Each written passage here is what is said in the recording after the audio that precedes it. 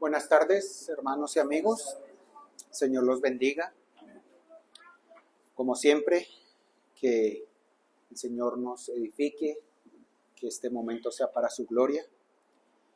Vamos a leer las Escrituras en Romanos capítulo 1. Vamos a estar leyendo versículos del 18 al 23.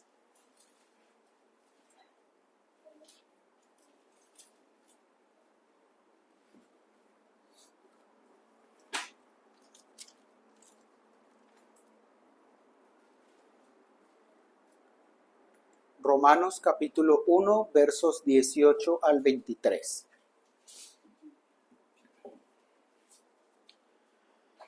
Porque la ira de Dios se revela desde el cielo contra toda impiedad e injusticia de los hombres que detienen con injusticia la verdad. Porque lo que de Dios se conoce les es manifiesto, pues Dios se lo manifestó. Porque las cosas invisibles de Él, su eterno poder y deidad, se hacen claramente visibles desde la creación del mundo, siendo entendidas por medio de las cosas hechas, de modo que no tienen excusa, pues habiendo conocido a Dios, no le glorificaron como a Dios, ni le dieron gracias, sino que se envanecieron en sus razonamientos, y su necio corazón fue entenebrecido. Profesando ser sabios, se hicieron necios y cambiaron la gloria del Dios incorruptible en semejanza de imagen de hombre corruptible, de aves, de cuadrúpedos y de reptiles. Oremos. Padre bendito, nuevamente venimos a ti, Señor. Venimos con el deseo de oírte. Venimos reconociendo nuestra incapacidad y nuestra debilidad. Y venimos, Señor, a rogarte, Padre, que en tu misericordia nos concedas de tu Espíritu para poder entender tu palabra, Señor. Que nos concedas de tu Espíritu, Señor, para poder entenderla como debemos entenderla, para poder aplicarla a nuestros corazones como tú quieres, Señor, que la podamos aplicar, Señor, a Él. Rogamos fortalezcas también nuestro cuerpo y nos guíes y nos permitas estar atentos a tu voz, Señor, en esta tarde. Lo rogamos por Cristo Jesús, nuestro Salvador. Amén. Bien, mis hermanos, en las ocasiones anteriores, tuvimos la oportunidad de meditar acerca de la naturaleza del pecado, de lo que el pecado es en esencia, de lo que es en su centro o en sí el pecado. Dijimos que en esencia el pecado es impiedad e injusticia. No quiere decir que sea la única forma en que la Escritura nos hable del pecado, pero Pablo usa estos dos términos para referirse al pecado en esencia. El pecado en esencia es no reconocer a Dios como Dios y no acercarse a Él como debemos, ¿cierto? No tenerle en cuenta en nuestras decisiones y en nuestras acciones. Pero también el pecado es oponerse a la ley de Dios y atentar contra nuestro prójimo, no cumplir la ley, no obedecerla. Nuestro corazón, cuando está lleno de injusticia, lo que está haciendo es expresar el pecado que hay en él, porque el pecado en esencia es injusticia también. El pecado en esencia es si nos caracterizamos por pecar en contra de nuestro prójimo, por ir en contra de él, por ofenderle. El pecado es faltar, en términos generales, contra cualquier mandamiento de la ley de Dios, y claramente esto se opone a Dios y se aparta de él.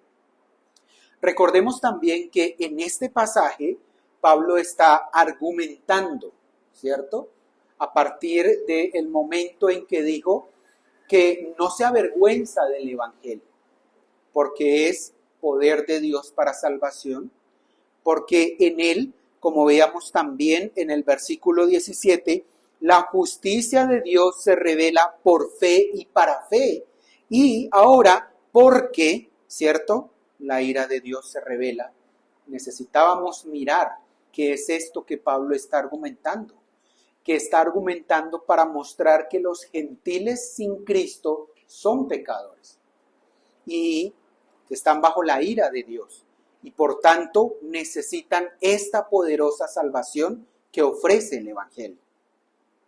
Es necesario que veamos la necesidad de la salvación en el orden correcto. Muchas personas se enfocan solo en los beneficios del Evangelio, solo en los beneficios de la salvación, o únicamente predican la vida eterna y las bendiciones que se le dan a los creyentes en la salvación, pero olvidan hablar en principio de por qué necesitamos esos beneficios. ¿Por qué necesitamos esos beneficios? Bueno, porque hay un problema en el hombre, porque el hombre está en una condición terrible, porque el hombre necesita de estas cosas. Las personas se quedan con los beneficios y pasan por alto que el hombre sin Cristo está bajo la ira de Dios. Un pastor dice lo siguiente: una persona no puede apreciar la maravilla de la gracia de Dios hasta que conozca acerca de las exigencias perfectas de la ley de Dios. Y tampoco puede apreciar la plenitud del amor de Dios para él o ella hasta que sepa algo de la fiereza del enfado de Dios a causa del hecho de no haber obedecido a la ley perfectamente. Esa persona no puede apreciar el perdón de Dios hasta que se haya enterado de las consecuencias eternas de los pecados que aún requieren ser castigados y necesitan ser perdonados. Es decir, todo esto es para mostrarnos la condición real del hombre y para que también nosotros podamos apreciar estas bendiciones. No podremos apreciar las bendiciones de la salvación si no reconocemos el estado en el que estábamos y de dónde nos libró el Señor. En el razonamiento que viene haciendo Pablo, presenta estas cosas que habíamos dicho antes: la ira de Dios, la naturaleza del pecado y sus consecuencias entremezcladas de tal manera que, como lo decíamos la vez pasada, hacen como un ciclo entre ellas, se relacionan entre ellas y acá las estamos tratando de separar para comprenderlas mejor. Pero ellas van juntas, ¿no? ¿Cierto? Ellas van juntas, una lleva a la otra. Y habiendo recordado esto y teniendo esto en mente, quiero que meditemos en esta tarde en la ira de Dios. Ese será nuestro tema en esta tarde. Vamos a estar siguiendo básicamente el versículo 18. El versículo 18 nos dice, de Romanos 1, porque la ira de Dios se revela desde el cielo contra toda impiedad e injusticia de los hombres que detienen con injusticia la verdad. Ya analizamos mucho más en detalle las palabras impiedad e injusticia. Pero ahora, tomando todo el panorama, toda esta frase, ¿cierto?, que vemos ahí, vemos varias cosas acerca de la ira de Dios. Primero, la realidad de la ira de Dios.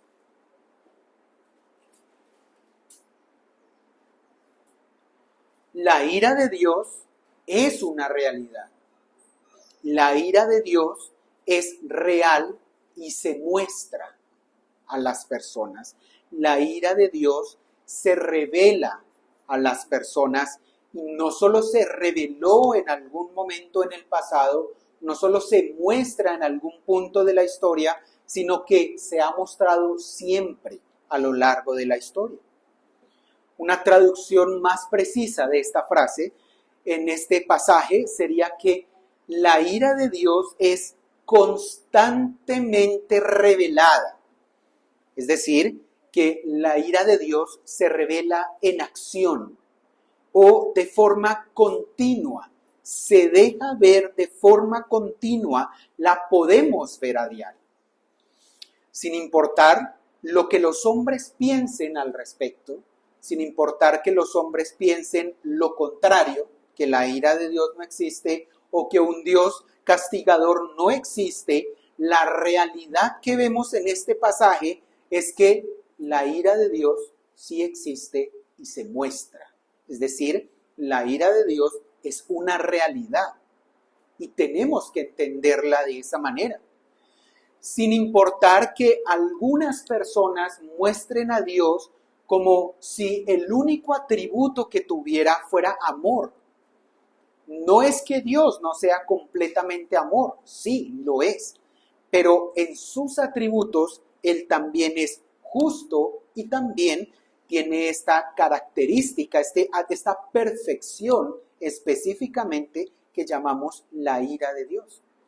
Las personas solo quieren ver el amor de Dios, ¿cierto? Solo quieren conformarse a decir que a pesar de sus pecados o a pesar de sus defectos o a pesar de lo que son, Dios es amor y por lo tanto, pues nadie va a ir al infierno, básicamente, o el infierno no existe. Pero la ira de Dios es una realidad y es una realidad que vemos acá, porque la ira de Dios se revela, se muestra, se deja ver y lo hace de forma constante. No simplemente es algo en un punto de la historia en el pasado, sino que la ira se deja ver, la ira de Dios.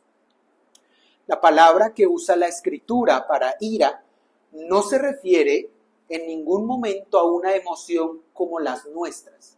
No se refiere a un enojo momentáneo o a un enojo emocional o a algún sentimiento violento, arrebatado o descontrolado como el que nosotros experimentamos como seres humanos, que claramente sabemos que es pecaminoso.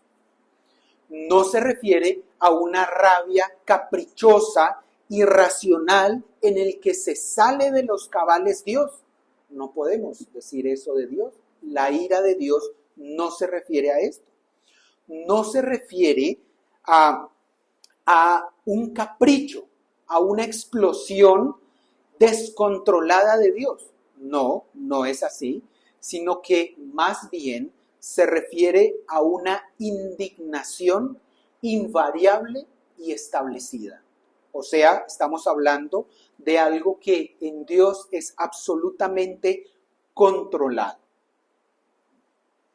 La ira de Dios es su eterno odio de toda impiedad y toda injusticia. Y ya sabemos más de cerca a qué nos referimos, ¿cierto? Ya sabemos más de cerca a qué nos referimos con impiedad e injusticia.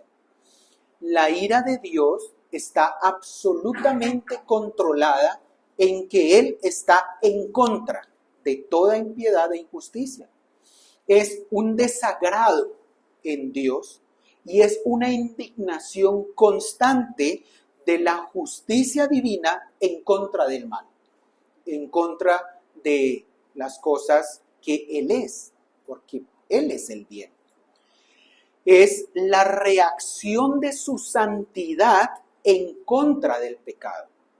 Es decir, no es algo de ninguna manera pecaminosa, ni un sentimiento como el nuestro, sino es la reacción justa de su ser justo y santo en contra del pecado.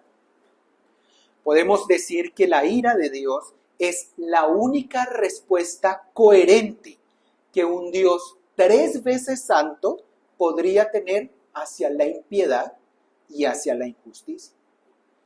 Es la única respuesta coherente que en su justicia y santidad Él pudiera tener hacia los hombres que se alejan de Él o que no lo tratan como su gloria merece.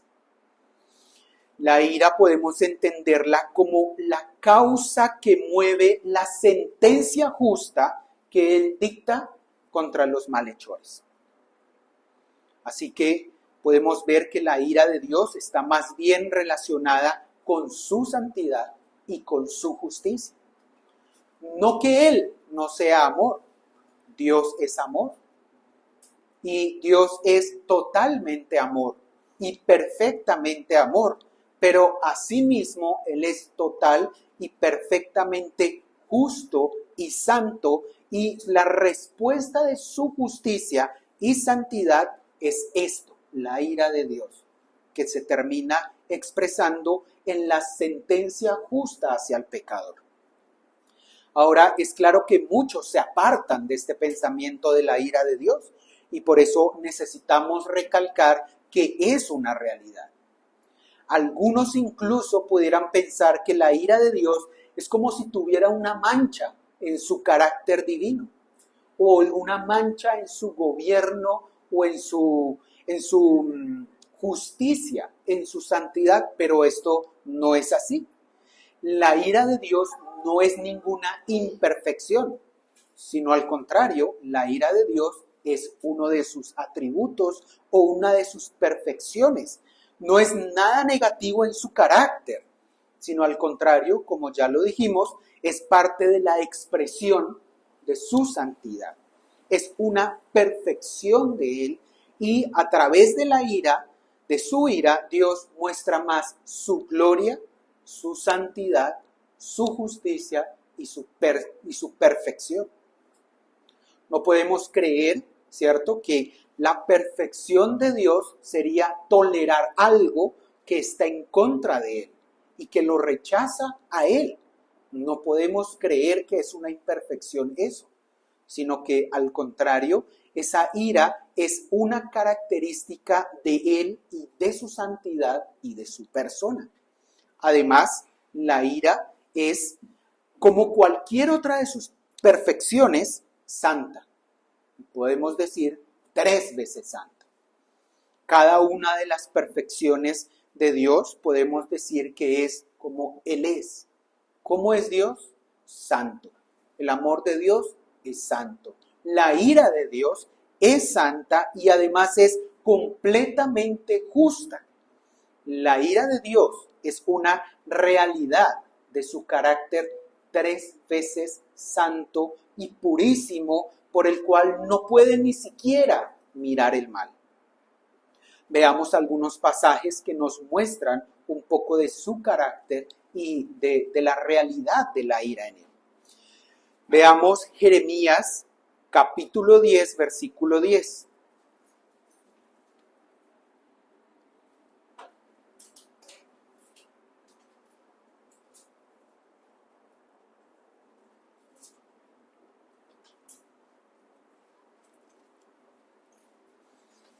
Jeremías 10, 10.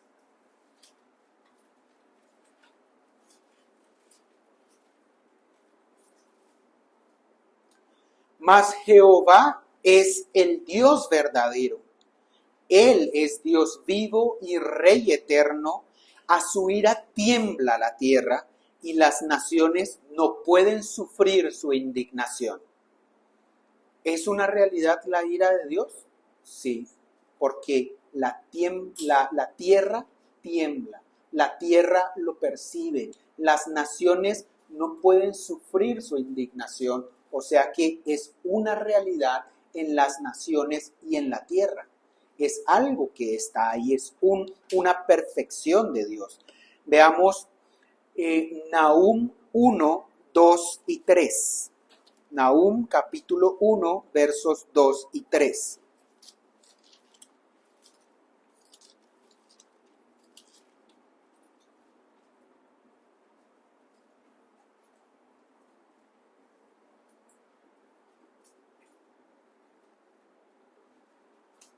Nahum, luego de Miqueas, antes de Habacuc.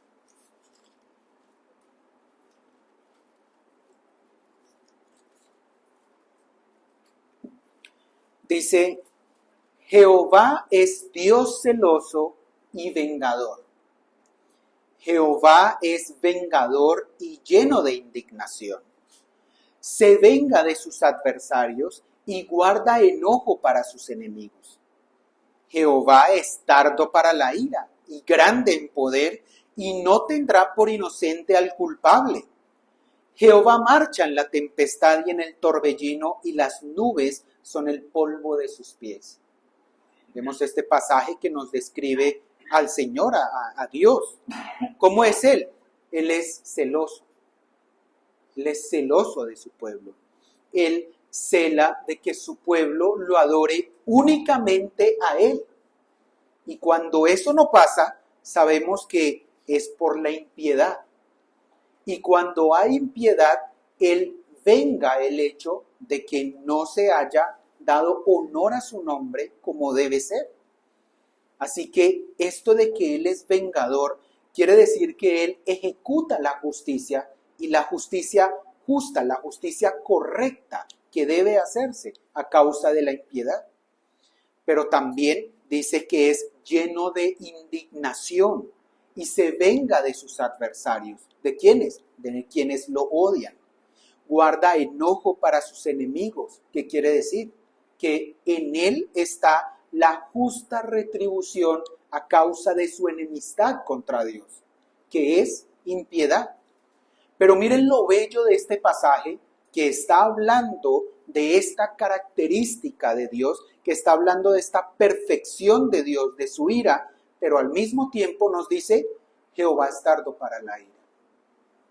Él dará el justo juicio, el justo pago por la impiedad de los pecadores en su ira, pero al mismo tiempo Él es tardo para la ira, grande en misericordia, como también veíamos en otro pasaje, ¿cierto? Pero al mismo tiempo es grande en poder y no tendrá por inocente al culpable. Así que la ira en Dios no es algo que esté desbalanceado con respecto a los demás atributos de Dios.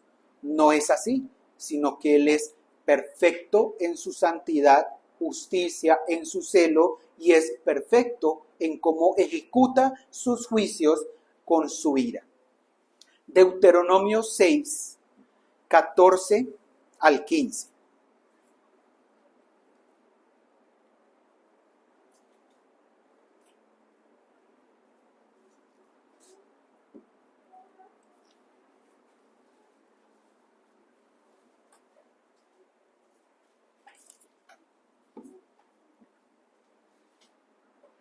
Deuteronomio 6, 14 al 15.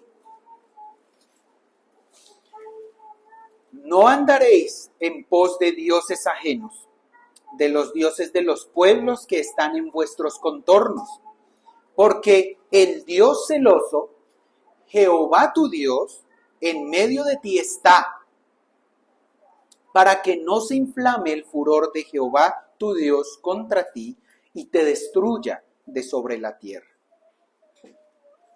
¿Cuándo se inflama el furor de Jehová tu Dios? ¿O cuándo se inflama el furor de Jehová su Dios contra ellos? Cuando ellos en su impiedad le abandonaban por andar en pos de dioses ajenos y por andar en pos de cosas que no son. Cuando cambiaban la verdad de Dios por la mentira. Cuando traían a celos a Dios, quien era su único Dios. En ese momento, Dios, ¿qué hacía? Mostraba su ira, mostraba su furor hacia ellos, de forma controlada, de forma absolutamente intencional. Y pues traía destrucción también. Cuando se enciende la ira de Dios, o cuando la Biblia habla que se enciende su furor, no quiere decir, como en nuestro caso, que se salió de control y que simplemente afectó a todo aquel que estuviera cerca, que perdió los cabales. No, quiere decir que ha decidido de forma controlada, soberana, justa e intencional mostrar su sentencia y dar retribución por el pago de algún pecado en específico. Lo vemos en el pueblo, ¿cierto? Esto que les decía en Deuteronomio 6 ya había pasado en la escritura mientras caminaban por el desierto, ¿sí? Y se encendió la ira de Jehová y murieron tantos mil. ¿Cómo así?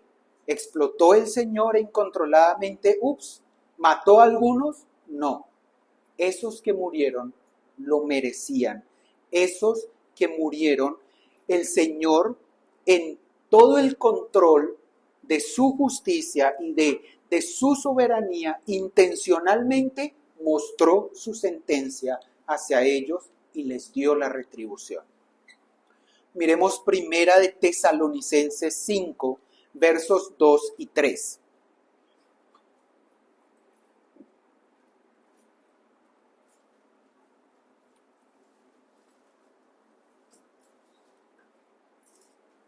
Primera de Tesalonicenses 5, 2 y 3. Estamos diciendo que la ira de Dios es una realidad. Y es una realidad en el hecho de que existe un día de la ira. No más al saber que esto es así, sabemos que la ira de Dios es una realidad. Pasaje que dijimos, primera de Tesalonicenses 5, 2, 3. Porque vosotros sabéis perfectamente que el día del Señor vendrá, así como ladrón en la noche. Que cuando digan paz y seguridad, entonces vendrá sobre ellos destrucción repentina, como los dolores de la mujer encinta, y no escaparán. ¿Qué pasa? Lo que pasa es que las personas niegan la realidad de la ira de Dios y que a causa de su ira hay un día en el que vendrá destrucción repentina a todos aquellos que no se han arrepentido. Pero ellos quieren ocultar la realidad de la ira de Dios y decir, no, hay paz. Pero resulta que no hay paz. Viene la ira cuando no hay arrepentimiento. Así que es importante notar que para todos aquellos que no se hayan decidido a seguir a Cristo, deben considerar seriamente el hecho de que la ira de Dios es una realidad. Y es una realidad que se muestra a diario y es una realidad en la que se verá sin lugar a duda, sin la menor duda, el día en que Cristo venga. Sin la menor duda, habrá un día en que se muestre su ira. Solo hay una forma de huir de esa ira. Y la única forma de huir de la ira venidera es acudiendo a Cristo de rodillas. La realidad de la ira de Dios la vemos también revelada en que Cristo sufrió la ira de Dios hacia todos los pecadores que creen en Él. ¿Es la ira de Dios una realidad? Sí. Cristo vino a sufrir la ira que yo merecía en Él. Él fue el pago de la ira que iba a caer sobre mí, de la ira que iba a caer hacia todo aquel que cree en Él, es decir, hacia su iglesia. Cristo sufrió el castigo de la paz de la iglesia para que fuera reconciliada con el Padre. Y recordamos un pasaje bastante característico y conocido que dice, mas Él herido fue por nuestras rebeliones, molido por nuestros pecados, el castigo de nuestra paz fue sobre Él y por su llaga fuimos nosotros curados. El castigo de la ira de Dios, de nuestra paz, que significó nuestra paz, fue sobre Él, fue sobre Cristo. Así que como creyentes, la ira de Dios debe también ser una realidad en nuestra vida porque Cristo la sufrió en Él. Y por eso ahora nosotros podemos decir que estamos en paz para con Dios. Segundo, dice nuestro pasaje, porque la ira de Dios se revela desde el cielo contra toda impiedad e injusticia de los hombres que detienen con injusticia la verdad. En segundo lugar, podemos ver la procedencia de la ira de Dios. ¿Desde dónde se revela la ira de Dios? ¿Desde dónde la hace notar o mostrar a todos los habitantes de la tierra? Desde el cielo. Pablo indica el lugar desde donde se revela la ira de Dios, que es literalmente el lugar de su morada, es decir, su trono en los cielos, como decíamos esta mañana, no que sea un lugar físico explícitamente, pero que la ira de Dios viene de sus juicios sobre los pecadores en la tierra, estando Él sentado en su trono, en autoridad y en dominio sobre todo lo que sucede. Estos juicios no son casualidades. Estos juicios no son cosas fortuitas que pasan, que sí pudieran atribuirse a muchas causas, digamos, naturales, pero estos juicios son revelaciones de la ira de Dios enviada desde el cielo, desde su trono de autoridad, estando Él reinando y dominando toda la tierra, envía estos juicios desde el cielo. Un comentarista afirma que la ira de Dios se revela desde el cielo, no solo en la palabra escrita, porque algunos dirán, claro, la palabra es inspirada e inspirada desde el cielo, entonces se revela acá. Por eso dice que la ira de Dios se revela desde el cielo. No solo de esa manera, sino que se revela en las providencias de Dios, en sus juicios ejecutados sobre los pecadores, los cuales no surgen del polvo de la tierra, no caen simplemente por pura casualidad, sino que son enviados, mostrados, revelados desde el cielo. Otro comentarista afirma, el desagrado divino contra el pecado se manifiesta por designio divino, es decir, Él intencionalmente lo manifiesta y lo hace mediante un conjunto de eventos, comunicaciones o argumentos que evidencian que es de origen divino. Es decir, que no podemos tener dudas acerca de que ciertos eventos realmente están mostrando la ira de Dios. Todo juicio hacia el pecado tiene un origen divino, porque si tuviera un origen humano, entonces quiere decir que acá en la tierra pues no habría maldad, o que nos pudiéramos juzgar con justicia, pero sabemos que esto no es así, sino que al contrario, todo juicio hacia el pecado proviene del cielo. Es un juicio divino. Y podemos verlo en la Escritura, ¿cierto? Literalmente, en algunos casos, venía el juicio del cielo, o sea, la providencia específica con la que se castigó al pecador venía del cielo. Veamos, por ejemplo, Génesis capítulo 6, versos 11 al 13.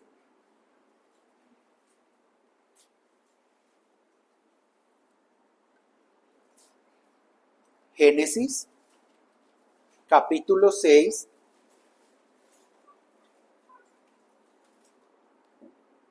versículos 11 al 13.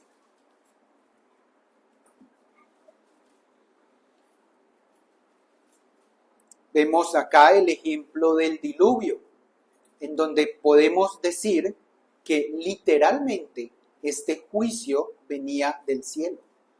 Es de origen divino, pero también Dios quiso enviarlo a través del cielo. Y se corrompió la tierra delante de Dios, y estaba la tierra llena de violencia. Y miró Dios la tierra, y he aquí que estaba corrompida, porque toda carne había corrompido su camino sobre la tierra. Dijo pues Dios a Noé, he decidido el fin de todo ser. ¿Por qué? Porque la tierra está llena de violencia, de injusticia a causa de ellos, y he aquí que yo los destruiré con la tierra. Y ahí vino un ejemplo del juicio de Dios. Lo tenemos también en la destrucción de Sodoma y Gomorra, por ejemplo. Génesis 18, versos 20 y 21. Leamos primero.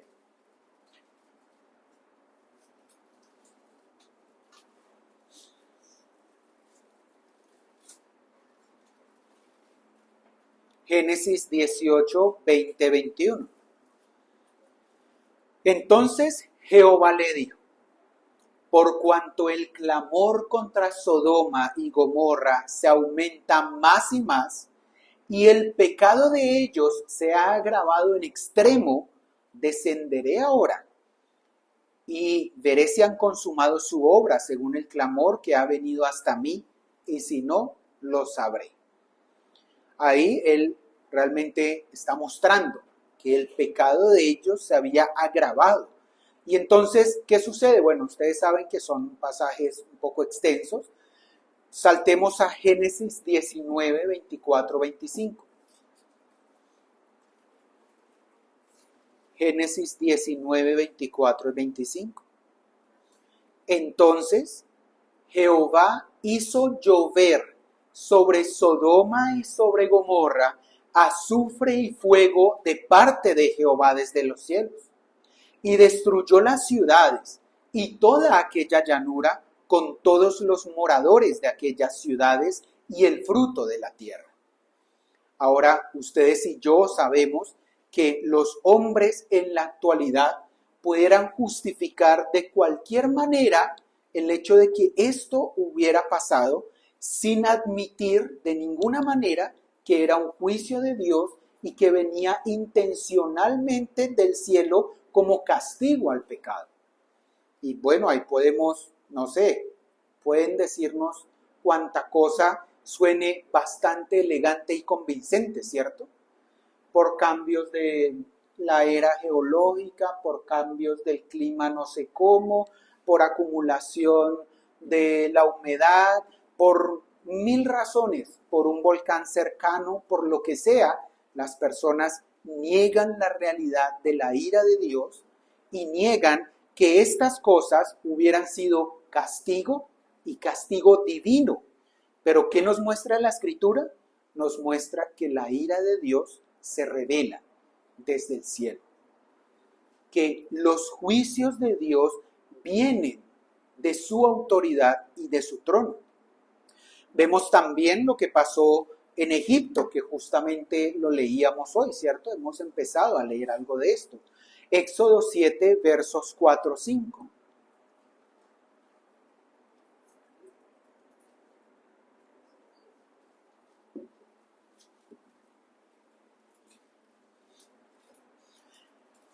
Éxodo 7, versos 4 y 5.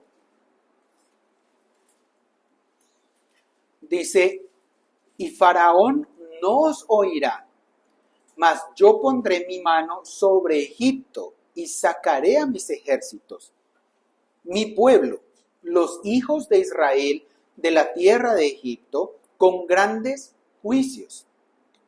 Y sabrán los egipcios que yo soy Jehová, cuando extienda mi mano sobre Egipto y saque a los hijos de Israel de en medio de ellos. ¿Qué iba a hacer el Señor? Iba a ejecutar sus juicios en Egipto y hacia Faraón. Si vamos al verso 11 de ese mismo capítulo, dice: entonces llamó también Faraón sabios y hechiceros. E hicieron también lo mismo los hechiceros de Egipto con sus encantamientos. ¿Qué es esto? Que ellos veían la realidad de la ira de Dios, del juicio que estaba cayendo sobre ellos, pero no aceptaban la realidad de la ira de Dios, ni aceptaban que la procedencia de este hecho era divina y que la procedencia de estas cosas que estaban pasando sobre las aguas, en el asunto de las ranas, en los piojos, era una procedencia divina. Ellos se negaban a aceptar que estos juicios venían de Dios y además con sus engaños y con sus encantamientos, estos sabios y hechiceros hicieron también lo mismo, ¿cierto?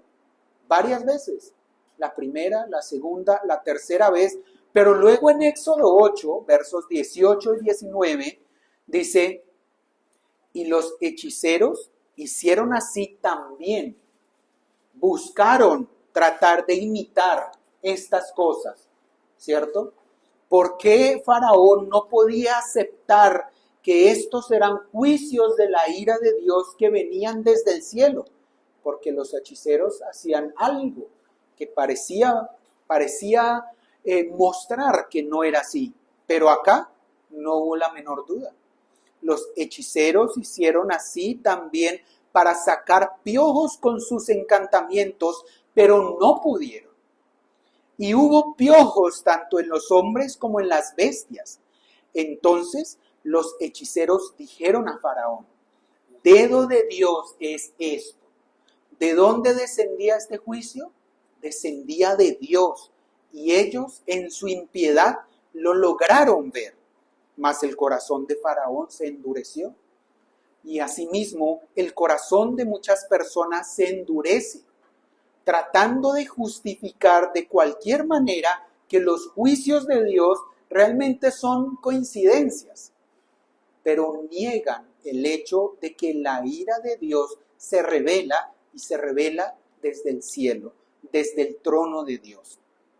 Ahora, muchos se preguntan si la ira de Dios es una realidad y se revela desde el cielo, ¿por qué hay tanta maldad en la tierra? ¿Por qué hay tantas personas que se matan por aquí y por allá? Y tantas personas que hacen maldad aquí y allá. No estamos diciendo que la ira de Dios, que esto sea un argumento en contra de que exista la ira de Dios o en contra de que la ira de Dios se revela. Al contrario, esto nos muestra más bien que Dios es un Dios tardo para la ira y que en su paciencia está esperando a todos los que se han de arrepentir para que se arrepientan. Pero todos aquellos que están acumulando para sí mismos este justo juicio recibirán en el momento que Él disponga la ira de Dios. Veamos segunda de Pedro, capítulo 3. Segunda de Pedro, capítulo 3.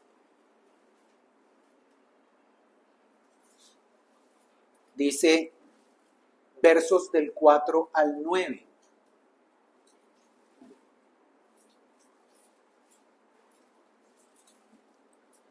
Segunda de Pedro, capítulo 3, versos 4 al 9. Diciendo, ¿dónde está la promesa de su advenimiento? Porque desde el día en que los padres durmieron, todas las cosas permanecen así como desde el principio de la creación.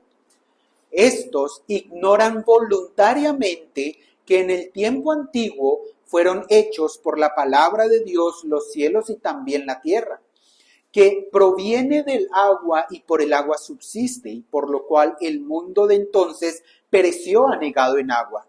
Pero los cielos y la tierra que existen ahora están reservados por la misma palabra, guardados para el fuego en el día del juicio y de la perdición de los hombres impíos.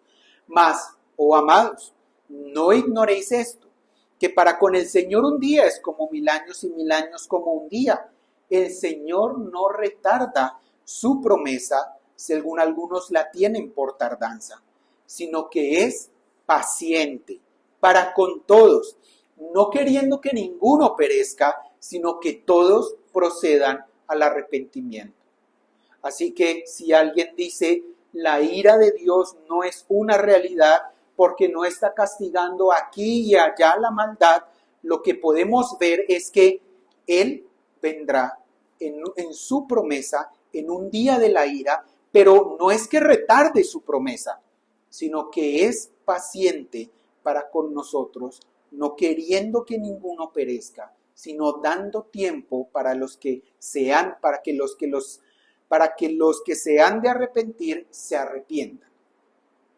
La ira de Dios es una realidad, se ha revelado en la historia y se sigue revelando en la actualidad. Y debemos, por cierto, tener clarísimo y ciertísimo que el día de la ira viene y debemos estar en Cristo para ese momento. Debemos ser hallados en Cristo, siguiéndole y sirviéndole a Él. Tercero, el blanco de la ira de Dios. ¿A qué apunta la ira de Dios? Dice nuestro pasaje que se revela desde el cielo contra toda impiedad e injusticia de los hombres que detienen con injusticia la verdad. Dios muestra su ira hacia todo acto de impiedad e injusticia.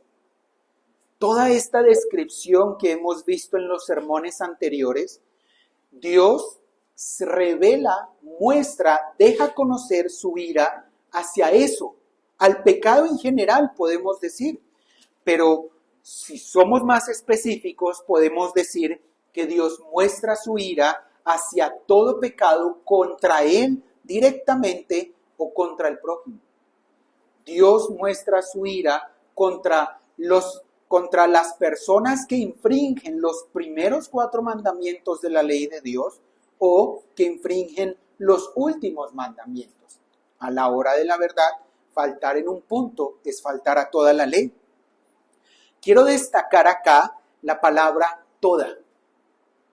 La ira de Dios se revela desde el cielo contra toda impiedad e injusticia. No contra las impiedades más grandes y terribles que usted pudiera traer a su mente, o no contra los pecados de injusticia más escandalosos y aberrantes, no, sino contra toda impiedad e injusticia. La ira de Dios se revela contra toda impiedad, así usted piense que es la más pequeñita. Así usted piense que no tener en cuenta a Dios en alguna decisión pequeña de su vida no es un acto de impiedad, pero si realmente usted deja a Dios de lado, lo es, este es un pecado que trae la ira de Dios.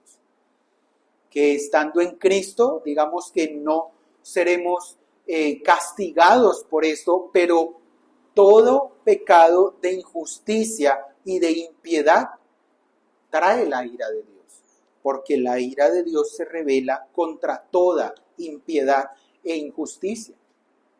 En las listas que veíamos pecados terribles de la injusticia, pero de pronto alguien dirá, no, pero pues ser desobedientes a los padres es algo normal, es algo que a todos les pasa. Pues sí, porque son pecadores, pero no quiere decir que la ira de Dios no se revele contra ese pecado en particular. Ser altivos, no tener misericordia, son actos de injusticia que aunque nos pareciesen pequeños en comparación a otros que son escandalosos y aberrantes, estos también traen la ira de Dios. Efesios 5:6 dice lo siguiente: nadie os engañe con palabras vanas, porque por estas cosas viene la ira de Dios sobre los hijos de desobediencia. Y acababa de decir una lista de pecados. Lo mismo, algunos escandalosos, algunos así como de esos que nos hacen abrir los ojos, pero algunos de esos que a veces vemos como pequeños. Que no seamos engañados con palabras vanas, porque por estas cosas, por todo pecado de impiedad o injusticia, viene la ira de Dios. Ahora, la ira de Dios no solo se muestra hacia un pecado en concreto, sino que la Escritura nos muestra que se revela contra todo el pecado en general y a veces no solo contra los pecados, sino contra los seres humanos en específico que están aferrados a esa maldad. Salmo 7, versículos 11 y 13.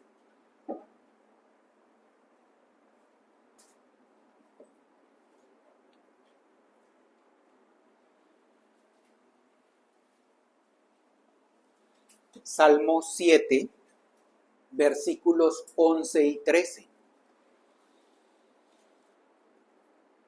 Dios es juez justo y Dios está airado contra el impío por su impiedad todos los días. Si no se arrepiente, él afilará su espada. Armado tiene ya su arco y lo ha preparado. Asimismo ha preparado armas de muerte y ha labrado saetas ardientes. ¿Para qué? Para ejecutar sus juicios justos contra aquel que es impío.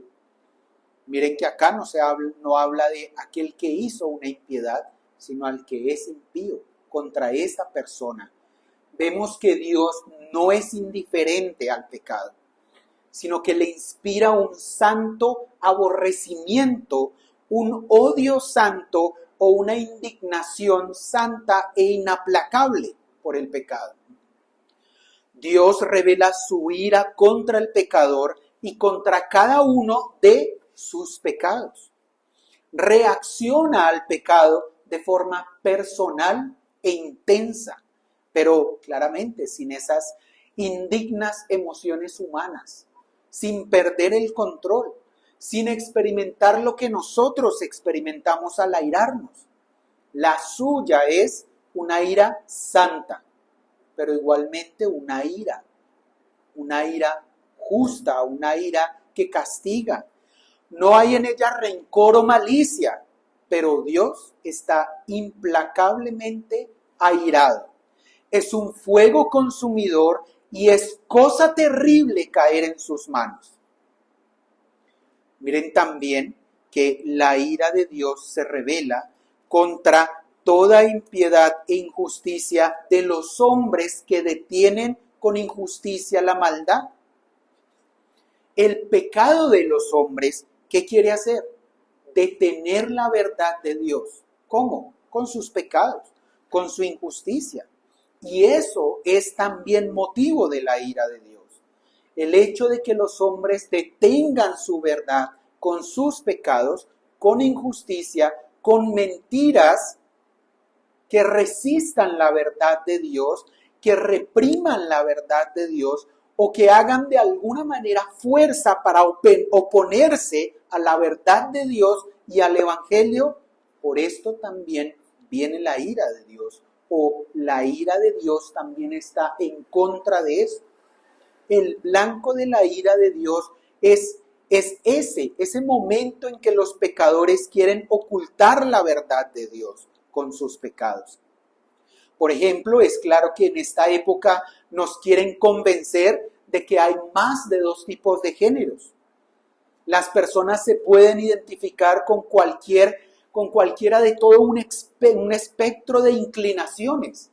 ¿Qué es todo esto? Esto claramente se aleja de la verdad de Dios y quiere ocultar la verdad de Dios con mentira y con injusticia. En esta época nos quieren convencer de que el bebé en el vientre de su madre no es una persona sino hasta cierto tiempo. Llámense 8 semanas, 10, 20, 24, las que sean. Hay personas que incluso afirman que no es persona hasta que nace. ¿Pero qué hacen ellos?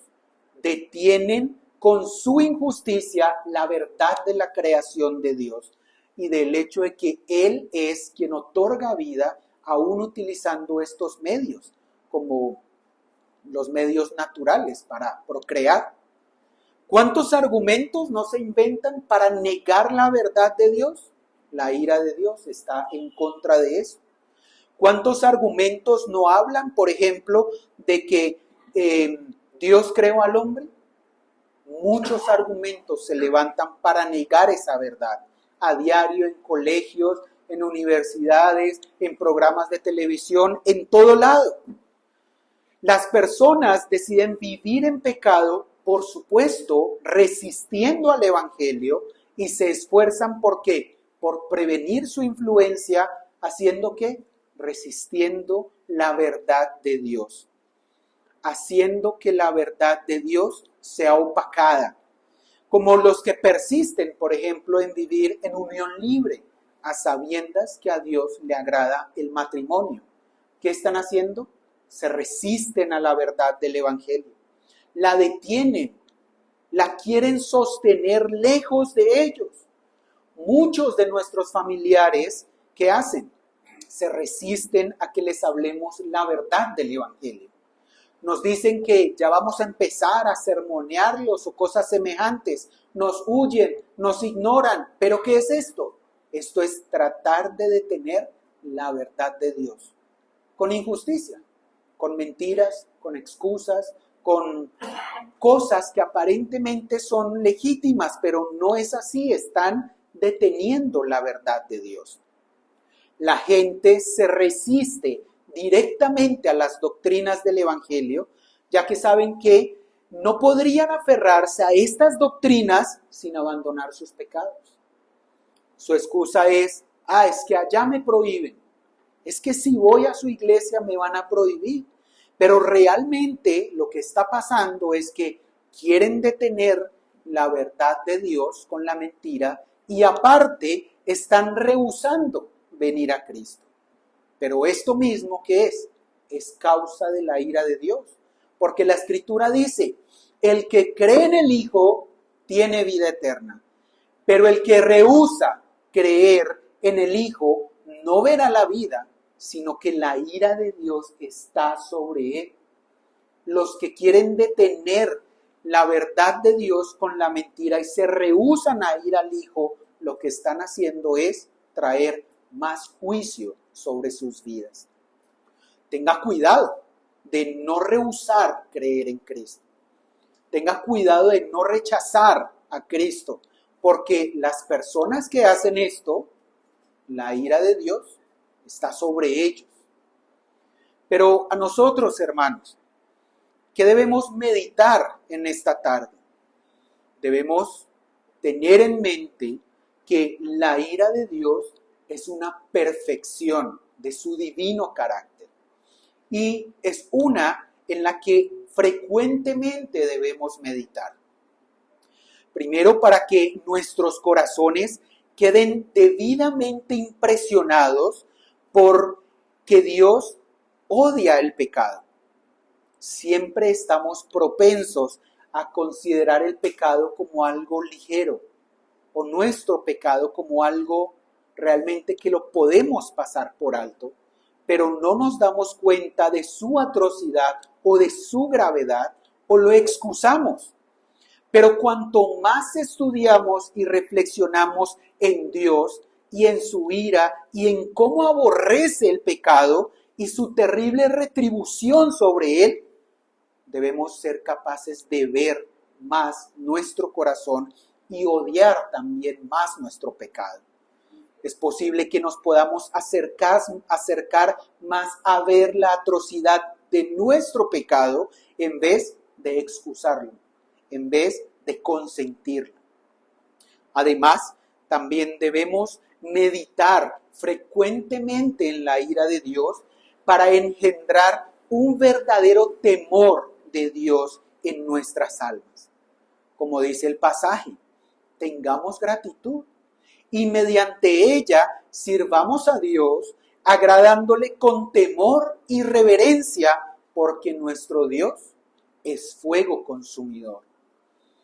La ira de Dios en su carácter, esta perfección de su carácter, nos ayuda a no menospreciarlo, no acercarnos a Él desprevenidamente, como diciendo, ya me perdonó, yo me puedo acercar a Él como sea. No, Él es fuego consumidor.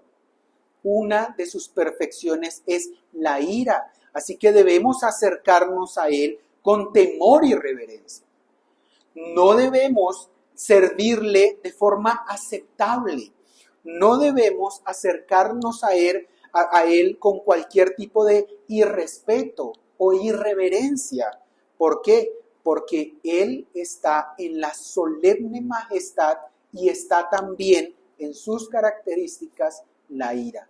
Debemos tener un temor piadoso de su justa ira. Y esto se promueve mejor recordando con frecuencia esta frase: Dios es fuego consumidor. Pero también debemos meditar en la ira de Dios para que nuestras almas estén en profundo agradecimiento y ferviente alabanza por haber sido librados de esa ira, de la ira venidera en Cristo, y esperar de los cielos a su Hijo, el cual resucitó de los muertos, a Jesús, quien nos libra de la ira venidera. Oremos. Padre, estamos agradecidos, Señor, contigo, porque en Cristo nos has librado del castigo que justamente merecemos a causa de nuestra impiedad y nuestra injusticia. Estamos agradecidos, Señor, porque en Él has consumido tu ira hacia nuestro pecado, y por su salvación, por su muerte, Señor, podemos estar en paz para contigo. Mas, Señor, ayúdanos a meditar constantemente en tu perfección, en tu ira, para acercarnos a ti con temor y reverencia, para que no nos acerquemos a ti a la ligera, Señor, para que no nos acerquemos desprevenidamente y más bien de forma irrespetuosa. Permite que tengamos en nuestro corazón que tu ira es una realidad de tu carácter y que se revela constantemente desde el cielo. Bendice también, Señor, nuestros hijos. Bendice, Padre Santo, a nuestros conocidos, familiares que no son creyentes, Señor. Ayúdanos también a mostrarles esto, la realidad de tu ira, la realidad, Padre, de tu odio hacia el pecado. Permite, Padre, que también seamos sabios al mostrarles, Señor, tu perfección respecto a la ira, y que esto, Señor, conforme a tu voluntad, también los mueva, Señor, en temor a arrepentirse. Rogamos, Padre, que continúes bendiciendo nuestros corazones, que traigas en medio de nosotros salvación, firmeza, más temor y agradecimiento a ti, Señor, por todo lo que haces. Padre, necesitamos tu salvación poderosa. Ayúdanos, Señor, a no avergonzarnos de este evangelio, sino al contrario, a predicarlo, Señor, y a defenderlo, Señor, ante todas las personas que demanden razón de nuestra fe. Rogamos estas cosas, Señor. Gracias por tu palabra. En el nombre de Cristo Jesús. Amén.